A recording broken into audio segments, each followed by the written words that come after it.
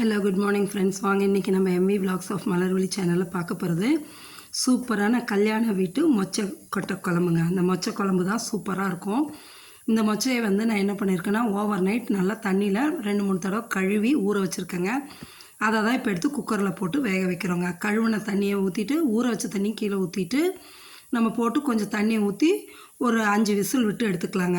இந்த பக்கம் புளி கொஞ்சம் ஒரு சின்ன நெல்லிக்காய், அது பெரிய நெல்லிக்காய் அளவு ஊற வச்சுருக்கேன். ஒரு 3 ஸ்பூன் மிளகாத்தூள், ஒரு தக்காளி நறுக்கி வச்சுருக்கேன், 2 கொத்து கருவேப்பிலை, ஒரு 20 சின்ன வெங்காயம் உரித்து வச்சுருக்கேன், 10 பூண்டு பல் உரித்து வச்சுருக்கேன். இதெல்லாம் உரித்து தான் வச்சுருக்கேன், நறுக்கலைங்க, முழுசாக தான் போட்டு செய்யணும். தாளிக்கிறதுக்கு ஒரு 1/4 ஸ்பூன் வெந்தயம், 1/2 ஸ்பூனு ஜீரகம், 1/2 ஸ்பூன் கடுகு உளுத்தம் பருப்பு. இந்த பக்கம் பார்த்திங்கன்னா நல்லா 2 ஸ்பூன் ஸ்கூப்பாக இது மணத்தக்காளி வத்தல் எடுத்து வச்சுருக்கேங்க. இப்போ பாருங்கள், ஒரு மண் சட்டியை வச்சு அதில் நல்லெண்ணெய் கொஞ்சம் உண்டெண்ணெய் ஊற்றியாச்சுங்க. ஊற்றி அது காஞ்சதும் இந்த மணத்தக்காளி வத்தலை போட்டு பொரித்து எடுத்துருவோங்க. ரொம்ப கலர் மாற விடாதீங்க, கருகிற அளவுக்கு. பொரிஞ்சு வந்ததுமே அப்படியே எடுத்து இன்னொரு இதில் தனியாக எடுத்து வச்சுருங்க. இந்த குழம்பை பொறுத்த வரைக்கும் நல்லெண்ணெயில் செஞ்சாதாங்க ரொம்ப நல்லா டேஸ்ட்டாக இருக்கும். அந்த நல்லெண்ணெயிலே இந்த மணத்தக்காளி வத்தலை பொரித்து எடுத்து ஒரு பிளேட்டில் தனியாக வச்சுக்கலாங்க. இப்போ அதே எண்ணெயில் பாருங்களேன், கடுகு, ஜீரகம், உளுத்தம்பருப்பு, அந்த வெந்தயம் எல்லாத்தையும் போட்டு பொரிய விட்டுட்டு 2 கொத்து கருவேப்பிலை வச்சுருக்கோம் இல்லைங்களா, அதையும் போட்டு நல்லா பொரிய விடுங்க. பொரிஞ்சு வந்ததும் நம்ம அந்த உரித்து வச்சுருக்க வெங்காயமும் பூண்டும் அதை போட்டுடுங்க. போட்டு நல்லா வதக்கி விடுங்க. நல்லா ஒரு அரை வேக்காடு வந்ததுக்கப்புறம் வதங்கினதுக்கப்புறமா தக்காளியை போட்டுக்கலாங்க. ஒரு தக்காளி நறுக்கி வச்சுருக்கோம் இல்லையா, அந்த தக்காளியும் போட்டுருங்க. பாருங்கள், சாதம் வேகுது. குக்கரில் வச்சு 5 விசில் விட்டு எடுத்தேன் இல்லையா, அந்த மொச்சப்பயிறு பாருங்கள் இந்த அளவு வெந்திருக்குன்னு, சாஃப்டாக பார்க்க அந்த மாதிரி இருக்கும். ஆனால் நல்லா சாஃப்டாக வெந்திருக்குதுங்க. இந்த அளவு இருந்தால் தான் நல்லாயிருக்கும். சரிங்களா? இப்போ இதை தான் நம்ம போட்டு அந்த மணத்தக்காளி வத்தலும் போட்டு கல்யாண வீட்டு மொச்சை குழம்பு வைக்கிறோங்க. பாருங்கள், இப்போ வெங்காயம் பூண்டு நல்லா வதங்கிடுச்சு. இப்போ இதில் என்ன பண்ணுறோன்னா அந்த தக்காளியும் போட்டு வதக்கணுங்க. தக்காளியும் வதக்கி எடுக்கும்போது நல்லா கொஞ்சம் ஒரு ஸ்மாஷ் ஆகிற அளவுக்கு ஓரளவுக்கு வதங்கினா கூட போதும். சரிங்களா?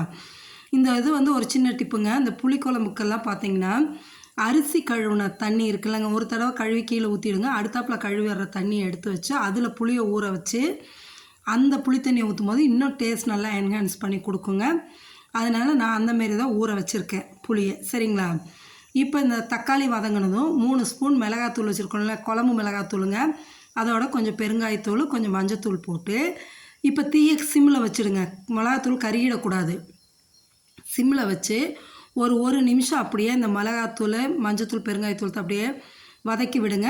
இது எதுக்குன்னா, இப்படி நம்ம எண்ணெயில் வதங்கும்போது நம்ம காஷ்மீரி சில்லி பவுட்ரு போடாமையே கலர் நல்லா என்ஹான்ஸ் பண்ணி கொடுக்கும். அதுக்காக தாங்க. ஒரு நிமிஷம் வதங்கினதுக்கப்புறம் நம்ம அந்த புளி தண்ணியை ஊற வச்சு கரைச்சி வச்சுருக்கோம் இல்லையா புளி தண்ணி, அதை எடுத்து ஊற்றுங்க. ஊற்றிட்டு இப்போ நம்ம அந்த மொச்சப்பயிறு வேக வச்சு வச்சுருக்கோம் இல்லைங்களா, அந்த வெந்த தண்ணியோடையே சேர்த்து இதில் ஊற்றிடுங்க. ஊற்றி நல்லா கலக்கி விடுங்க. கலக்கி விட்டுட்டு நம்மளுக்கு எந்த அளவு தேவையோ, அதாவது ரொம்ப கெட்டியாக வேணுமா தண்ணியாக வேணுமா அது நம்மளோட சாய்ஸுங்க. அந்த அளவுக்கு தண்ணியை ஊற்றி இந்த குழம்புக்கு தேவையான அளவு உப்புங்க போட்டுருங்க. முடிஞ்ச அளவு கல்லுப்பு யூஸ் பண்ணுங்கள், டேபிள் சால்ட் அவாய்ட் பண்ணிவிட்டு. கல்லுப்பு போட்டாச்சுங்க. போட்டு நல்லா கொதிச்சு வரணுங்க. புளிக்குழம்பை பொறுத்த வரைக்கும் நல்லா கொதிக்கணுங்க. கொதித்து வந்ததுனா தான் சுண்டி வந்தால் அந்த டேஸ்ட் நல்லாயிருக்கும். சரிங்களா? இப்போ நல்லா கொதிக்கட்டும். கொதித்து நம்ம இறக்குறதுக்கு முன்னாடி நான் காமிக்கிறேங்க. பாருங்களேன், இப்போ இந்த நம்ம மணத்தக்காளி வத்தல் பொரித்து வச்சுருந்ததை மிக்சியில் போட்டு இது பண்ண வேண்டியதில்லை, கையிலே வச்சு இப்படி நசுக்கி போட்டோன்னா நல்லா இதாகிடுங்க. 1 ஸ்பூன் அளவு என்ன பண்ணுறீங்க, இப்படி கையால் பொடிச்சு குழம்புல போட்டுருங்க. மீதியை அப்படியே போட்டுருங்க. போட்டு அந்த பொடிச்சு போடும்போது அதோட டேஸ்ட் நல்லா இருக்குங்க. இதுக்கிடையில் நான் ஒரு சின்ன ஒரு கோழி குண்டு அளவுக்கு ஒரு வெள்ளை பீஸு இதில் போட்டு அதை நான் உங்கள்கிட்ட காமிக்க விட்டுட்டேங்க. வெல்லமும் போட்டு கொதிக்க விட்டுட்டோம்னா பாருங்கள், இந்த இது அப்படியே எப்படி கிளாஸியாக இருக்குது பாருங்கள், லுக்கு பாருங்கள். அந்த குழம்போட இது எவ்வளோ ஷைனிங்காக தெரியுது. இந்த குழம்பை பார்க்கும்போதே சாப்பிடணுன்னு தோணுங்க.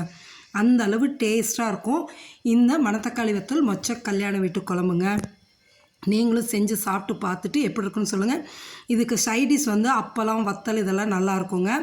இல்லைன்னா கூட்டு ஐட்டம் நல்லா இருக்குங்க. எந்த கூட்டு வச்சாலுமே, காய் போட்டு கூட்டு வச்சாலும் நல்லாயிருக்கு. பாருங்கள், குழம்பு எவ்வளோ நல்லா இருக்குது பாருங்கள், தகன்னு. இதே மாதிரி நீங்களும் செஞ்சு சாப்பிட்டு பார்த்துட்டு என்ஜாய் பண்ணுங்கள். நம்ம சேனலை சப்ஸ்கிரைப் பண்ணுங்கள். தேங்க்யூ.